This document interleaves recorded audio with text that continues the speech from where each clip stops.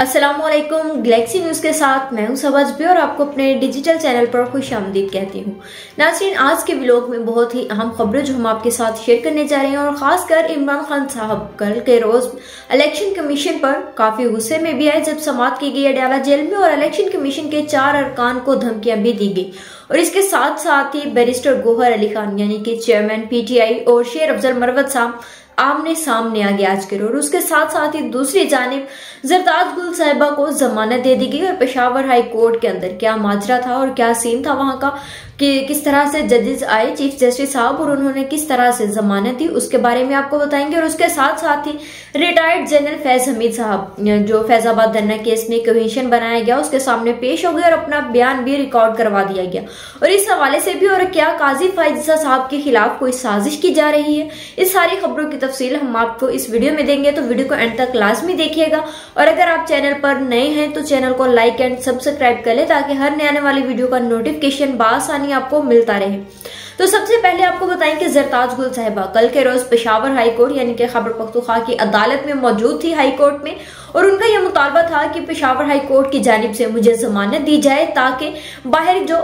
High court के बाहर जो बाहरी पुलिस की नफरी मौजूद है जो मुझे गिरफ्तार करने के लिए आई है उसको रोका जा सके। और इसके अरसे में काफी उनकी जो एक वीडियो बयान भी सामने आया था कि उन्होंने जिसमें 9 मई की मजम्मत की थी, लेकिन उसके साथ साथ ही रात गए तक अदालत खुली और उसके बाद चीफ जस्टिस इब्राहिम साहब वहां पर पहुंचे पेशावर हाई कोर्ट के और उन्होंने आकर जब जरताज गुल साहिबा का 9 मिनट के दौरान केस सुना और जरताज गुल साहिबा की जानिब से ये कहा गया कि अगर आप मुझे जमानत दे भी देंगे फिर भी जो बाहर के लोग खड़े हैं, पुलिस खड़ी है, वो मुझे फिर भी गिरफ्तार कर लेगी जमानत के बावजूद। जिस पर chief justice Peshawar high court की जानिब से ये कहा गया, उन्होंने कहा कि मैंने आपको जमानत दे दी है, अब आप जा सकती हैं और अगर आपको फिर भी पुलिस गिरफ्तार करती है तो मैं जानूं या फिर IG जाने। तो इसके साथ साथ ये भी कहा गया चीफ जस्टिस की जानिब से अगर आपको ज्यादा खतरा है तो आप हमारे घर चले, आप वहां पर एक रात रुक सकती हैं। और इसके साथ साथ ही दूसरी जानिब PTI के जो वर्कर सोशल टीम्स हैं या उनके जो PTI के सोशल अकाउंट्स हैं उस पर इस चीज को बहुत ज्यादा ही बढ़ा चढ़ाकर पेश किया जा रहा है। और आपको ये भी बताएंगे जरताज गुल साहिबा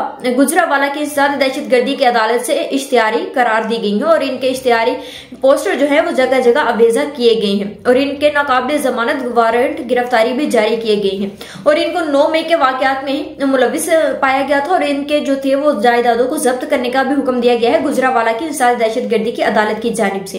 और इसके साथ साथ ही दूसरी जानिब PTI के अकाउंट से और इस चीज को बहुत ज्यादा हाईलाइट किया जा रहा है कि पेशावर हाई कोर्ट ने जो इंसाफ दिया है वो एक बिल्कुल ठीक किया है, यानी कि जरताज गुल साहिबा के लिए रात गए तक अदालतें खोल दी गई और उन्हें वहां पर इंसाफ भी फराहम कर दिया गया। ये होता है इंसाफ। और दूसरी जानिब ही इसके साथ ही जो सोशल मीडिया पर PTI के कारकुनान या सपोर्टर्स हैं वो काजी फायजा साहब को भी तनकीद का निशाना बना रहे हैं कि किस तरह से काजी फायजा साहब अगर PTI का कोई केस सुप्रीम कोर्ट जाता है तो उसमें रिमार्क्स देते हैं, घंटों घंटों की उसमें समाअत जारी रखते हैं और फिर भी कोई भी फैसला किए बगैर समाअत को अगली तारीख पर मुंतकिल कर देते हैं। और इस हवाले से क्या अब नया जो है वो काजी फायजा साहब के खिलाफ कोई नई साजिश की जा रही है और इसमें आज के दिन ही बैरिस्टर गौहर अली खान और शेर अफजल मरवत साहब की जानिब से प्रेस कॉन्फ्रेंस की गई, लेकिन इन दोनों के ही जो बयान थे उनमें तजाद पाया गया है। और इसके बाद ही जब बैरिस्टर गौहर अली खान ने अपनी कॉन्फ्रेंस जो थी वो मीडिया गुफ्तगू खत्म की तो उसके बाद शेर अफजल मरवत साहब आए और उन्होंने कहा कि मुझे भी कॉन्फ्रेंस करनी है, लेकिन पहले तो उन्हें बैरिस्टर गौहर अली खान की जानिब से रोका गया कि आप ना करें, लेकिन उन्होंने जबरदस्ती प्रेस कॉन्फ्रेंस शुरू कर दी। शेर अफजल मरवत साहब ने प्रेस कॉन्फ्रेंस में ये कहा कि उन्हें काजी फायजा साहब पर अदम एतमाद है, वो इससे जो भी उनके अदालत में केसेस जा रहे हैं वो उस पर मुनसिफाना फैसले नहीं दे रहे हैं, वो गैर जानिबदाराना होकर फैसले नहीं दे रहे, इसलिए हमें उन पर जो है वो तहफ़्फ़ुज़ात हैं चीफ जस्टिस ऑफ पाकिस्तान यानी कि काजी फाइज ईसा पर। और इसके साथ साथ ही दूसरी जानिब आज के दिन ही एक PTI इनसाइडर यानी कि सोशल अकाउंट ट्विटर एक्स पर एक पोस्ट की गई जिसमें यह कहा गया कि चीफ जस्टिस के खिलाफ नई साजिश का इंकशाफ हुआ है और इसमें यह कहा गया है कि जराये के मुताबिक अजहर सदीक और इमरान रियाज दोनों मिलकर चीफ जस्टिस काजी फायजा के खिलाफ सुप्रीम जुडिशल काउंसिल जा रहे हैं। ये सारी सोशल मीडिया मुहिम इसी साजिश को कामयाब बनाने के लिए प्लानिंग से लॉन्च की गई है। हमारे जराये के मुताबिक कहा गया कि चंद रोज में बिल्ली थैले से बाहर आ जाएगी और इन लोगों ने पहले भी सुप्रीम जुडिशल स्पेशल काउंसिल से जलील होने के बाद कुछ नहीं सोचा। यानी कि पहले भी जब पीटीआई की हुकूमत थी तब भी चीफ जस्टिस जो काजी फैजा साहब है वो उस टाइम के सुप्रीम कोर्ट के जस्टिस थे सीनियर, तो अब भी उन पर एक रेफरेंस दायर किया गया था। लेकिन जब पीटीआई की हुकूमत थी तब उस हुकूमत के दौरान भी चीफ जस्टिस ने अपने ऊपर लगे हुए उन इल्जामात को भी गलत साबित किया था। तो अब के दौर में अब वो मौजूदा चीफ जस्टिस ऑफ पाकिस्तान है, तो वो किस तरह से इस तरह की जो कोई भी साजिश होगी उसका शिकार हो सकते हैं। जबकि इसके साथ ही आपको दूसरी जानिब ये भी बताएं कि कल करोज यानी कि 3 जनवरी 2024 को अडयाला जेल में इलेक्शन कमीशन की जानिब से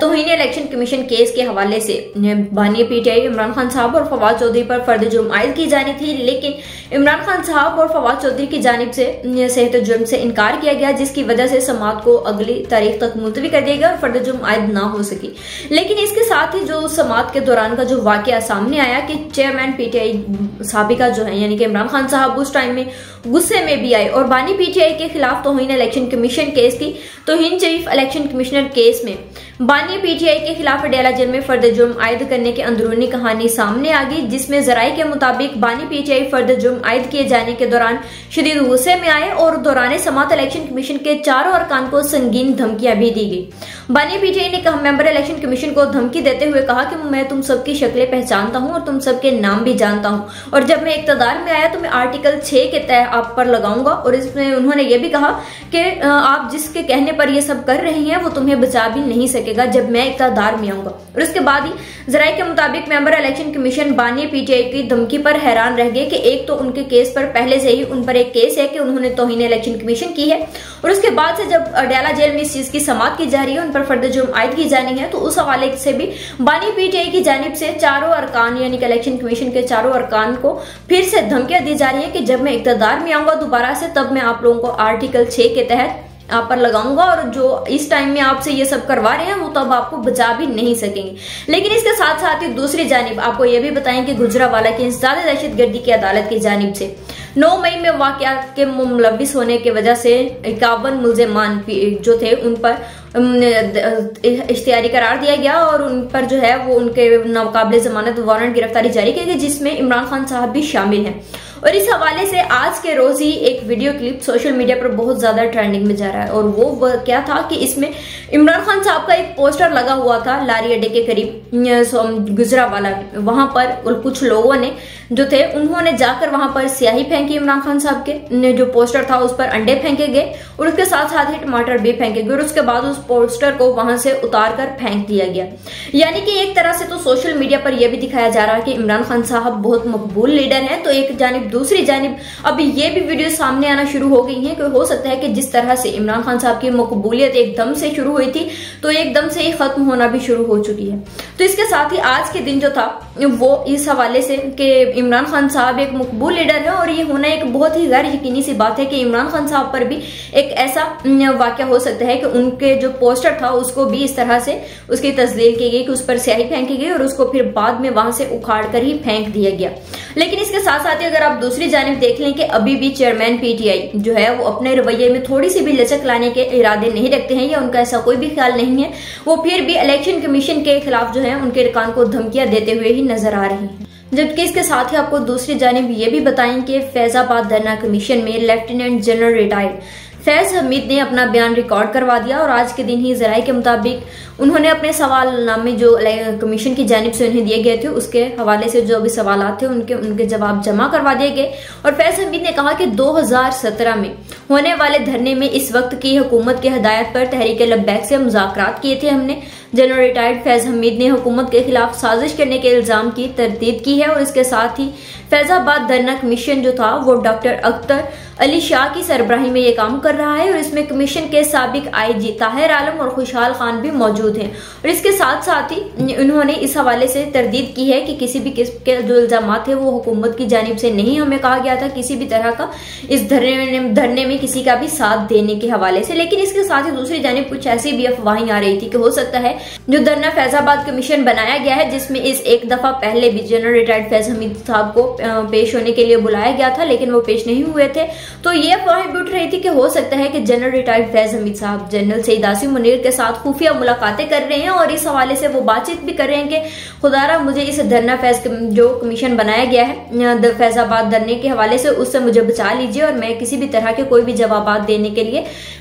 जो है वो तैयार नहीं हूँ। लेकिन वो सारी बातें उनकी दरी की दरी रह गई और कुछ लोगों को जो ख्याल था कि जनरल फैज हमीद साहब धरना कमीशन जो फैजाबाद धरना कमीशन बनाया गया है उसमें एकदम पेश नहीं होंगे और जवाबी रिकॉर्ड जो था वो जमा नहीं करवाएंगे। तो ऐसा बिल्कुल नहीं हो और वो पेश हुए और उन्होंने अपना जो उन्हें सवाल दिए गए थे उनके जवाब भी जमा करवा दिए। और इसके साथ साथ ही शहबाज शरीफ साहब को भी फैजाबाद धरना केस के कमीशन जो बनाया गया है उसकी जानिब से उन्हें बुलाया गया था, लेकिन फिलहाल वो अभी भी वहां पर पेश नहीं हो सके हैं। और इसके साथ साथ ही दूसरी जानिब आइंदा के जो इंतखाबात होने जा रहे हैं उसमें पीपल्स पार्टी के उनकी जानिब से उनका मंशूर भी दे दिया गया है और बिलावल भुट्टो साहब की जानिब से ये कहा गया कि वो 30 जलसे करेंगे, यानी कि जब तक 8 फरवरी 2024 में आम इंतखाबात का दिन होगा तो उस टाइम तक वो 30 जलसे कर चुके होंगे। वो अपने इलेक्शन मुहिम की तैयारियां मुकम्मल कर चुके हैं और वो जलसे भी शुरू करने जा रहे हैं।